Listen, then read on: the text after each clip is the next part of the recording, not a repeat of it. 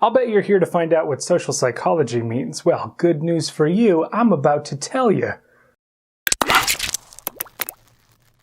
Social psychology is a huge field of social science, and even though it's just part of psychology as a whole, it really covers a ton of different topics, which can sometimes make it confusing to figure out what is it that makes social psychology its own field? How are all of these different things that it studies lumped together into one discipline? Well, we gotta start somewhere. Even though lots of different people have put out lots of different definitions of social psychology, let's go ahead and start with one that I think makes a lot of good points. It's written by Gordon Allport, and it was published in 1954 in the Handbook of Social Psychology. Allport is known as something of a father of modern social psychology, and so I think some of the parts of his definition can really help us narrow in on what is it that a social psychologist would study. According to Allport, social psychology is the scientific attempt to understand how the thoughts, feelings, and behaviors of individuals are influenced by the real, imagined, or implied presence of other human beings. Okay, that's a mouthful, so let's go through it one step at a time. The first thing worth noting is that social psychology is a science, and that's the terminology that Allport uses.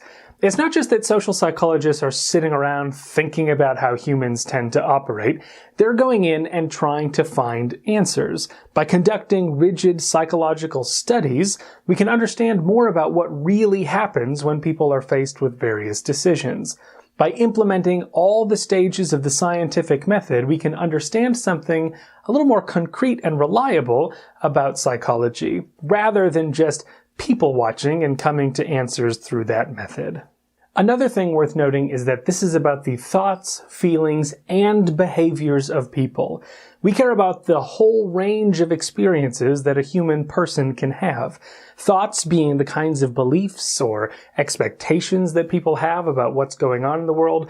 Feelings being those kinds of emotional feelings that we have, the moods that we end up being in, how all of that comes together. And finally, the behaviors, the kinds of things that we can look at and see people doing and ask, why are they doing that exactly? Another component to emphasize is that part about being individuals. Social psychologists care about how groups work, how society works, but really the focus is on individual people in those groups or in those societies. Sociologists, for example, also study social psychology, but from their perspective, it's more about the emergent properties of social phenomena, whereas psychologists want to get a little more inside of the head of an individual person by understanding what they care about, how they operate, what their motivations are, all sorts of things. We can understand how individuals move through their social environments. And finally, the thing that makes this specifically social psychology, rather than any other form of psychology, is that it's focused on how people are influenced by other human beings. We are social creatures. We live in a social world. We can't really survive without other people, right? We have lots of emotional needs and attachments, and the way that we think about the world is shaped by others around us. And so what social psychologists want to do is look at the range of human experiences, the range of things that our brains can do, the feelings we can have, the behaviors that we enact, and see how those are shaped by the world around us, the social world around us.